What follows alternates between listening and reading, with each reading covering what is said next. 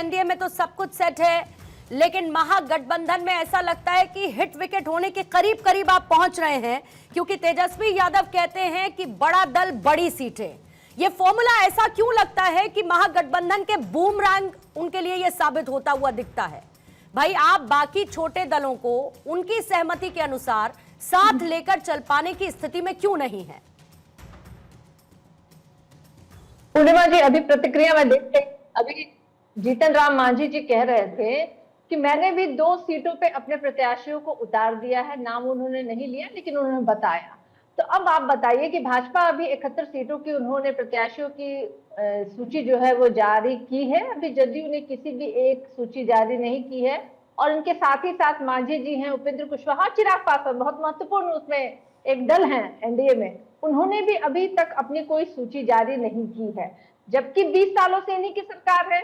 मतलब सत्ताधारियों के बीच में तो मुझे लगता है कि इतना समय लेने की आवश्यकता नहीं थी। अगर सब कुछ ठीक हुआ रहता तो वो लोग अभी तक सूची अपनी जारी कर दिए होते। और सबसे बड़ी अभी खबर यह है कि अमित शाह जी को बिहार में आना पड़ा है, क्योंकि अंदर खाने जो अभी हड़कंप मचा हुआ, तूफान आया हुआ है, उसे शांत करने के लिए अमित शाह जी जो है वो कल से बिहार में अपना जो कहते हैं उन्होंने यहाँ पे आ गए हैं और चीजों को वो देखना उन्होंने शुरू किया है।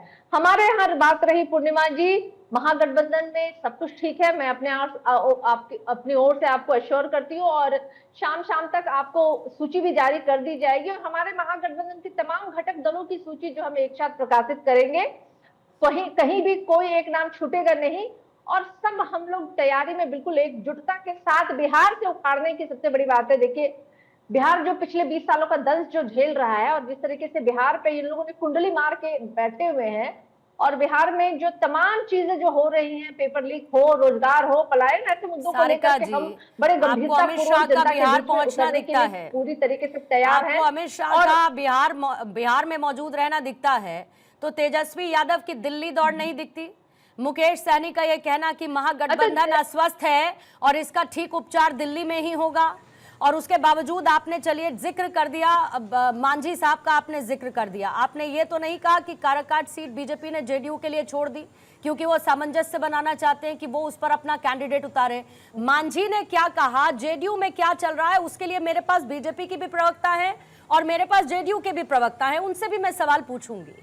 लेकिन आरजेडी में तो वन मैन शो चला रहे हैं ना तेजस्वी यादव, ये तो बहुत क्लियर दिख रहा है। दिल्ली दौड़ के बाद भी लाइलाज बीमारी महागठबंधन में सीट शेयरिंग के फॉर्मूले पर अभी तक क्यों बरकरार है? ना आपको सही दवा मिल रही है, ना आप इंजेक्शन लगाने के मूड में हैं कि फौरी राहत मिल जाए, तो कैसे कीजिएगा? समय बहुत कम है। पूर्णिमा जी, हमारे पास दवा भी है, दुआ भी है, सब है। हम समय आने पे उसको आपको दिखाएंगे भी।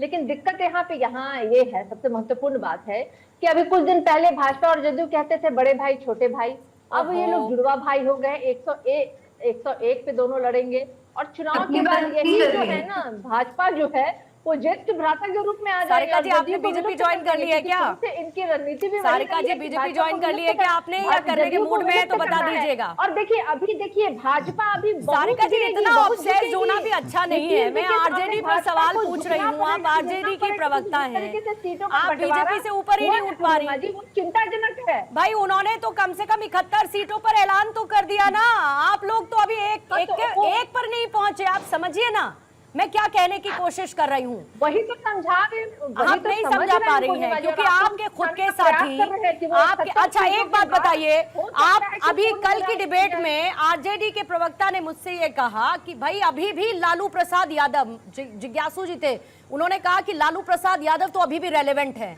अगर रेलेवेंट है, लालू प्रसाद यादव सिंबल बांट देते हैं तो तेजस्वी यादव सिंबल वापस ले लेते हैं, तो कहां से रेलेवेंसी दिखी लालू प्रसाद यादव की? अच्छा बताइए पूर्णिमा जी, किसने कहा कि सिंबल वापस ले लिए? अरे बांटे, हम मानते हैं कि हम बांटे, लेकिन लिए कहाँ, इसका प्रमाण क्या है? तो कहाँ दे दिए जब सीट शेयरिंग फॉर्मूला तय नहीं है? कौन कौन सी सीटों पर कैसे कैंडिडेट्स को बांट दिए मैडम? एक आदमी का नाम पहले पूर्णिमा जी मुझे बता दीजिए कि जिनको सिंबल दिया गया और उनसे सिंबल ले लिया गया और वो मुझे वापस। अच्छा ठीक है, ये बताइए सैनी साहब को सीटें आप अपने कोटे से दे रहे हैं? सैनी साहब को सीटें आप अपने कोटे से दे रहे हैं या कांग्रेस से कहेंगे कि भाई अंगूठा काट कर दे दो? और वो जीवित जब तक है रिलेवेंट रहेंगे। सैनी जी को अपने कोटे से सीटें देंगे या कांग्रेस से कहेंगे कि अंगूठा काट कर दे दो?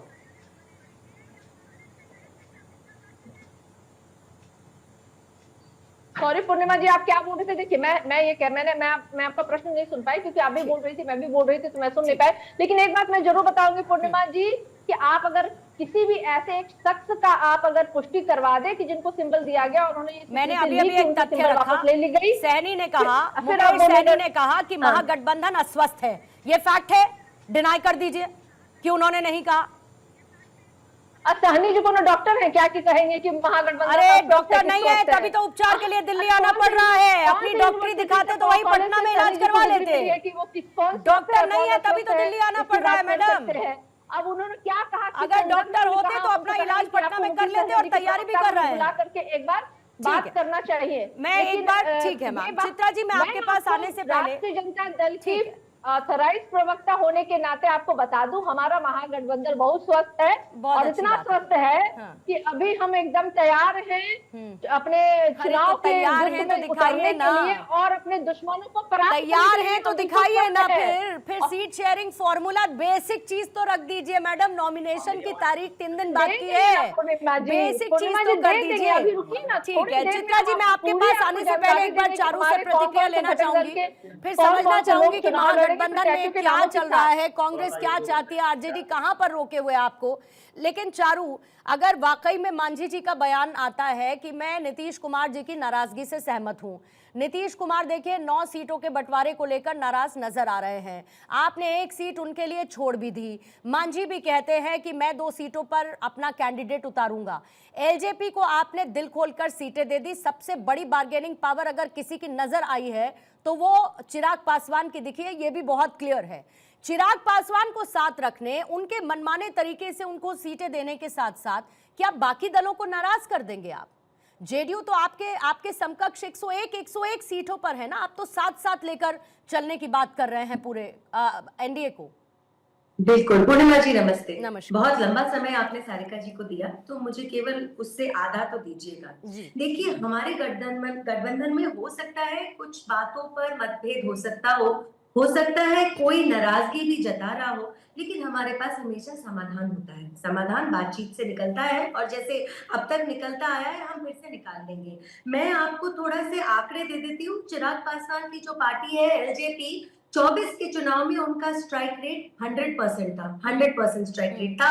और जब भी टिकट बांटे जाते हैं या सीट शेयरिंग का फॉर्मूला डिस्कस होता है, ये विनेबिलिटी के आधार पर, हर पार्टी की ग्राउंड पे पोजीशन के आधार पर होता है। ये तो रही हमारी बात। और हमारे यहाँ अगर डिस्कंटेंट है तो वो केवल पॉलिटिकल है, लेकिन सामने वाली गठबंधन में तो डिस्ट्रस्ट पर्सनल हो चुका है। हमारे यहाँ सीट शेयरिंग होती है और इनके यहाँ तो सीट स्नैचिंग हो जाती है। जेडीयू और कांग्रेस ने पहले भी साथ आने का प्रयत्न किया था। 2024 के चुनाव में भी हमने गठबंधन की बातें सुनी थी। तब तो अपने महागठबंधन को इन्होंने नाम भी दे दिया था, इंडी अलायंस। लड़ते थे टीवी पे, कहते थे हिंदी या बोलिए, हिंदी मत बोलिए। क्या हुआ उस गठबंधन का? कोई भी बिहार में गठबंधन इनका कभी चल नहीं पाया।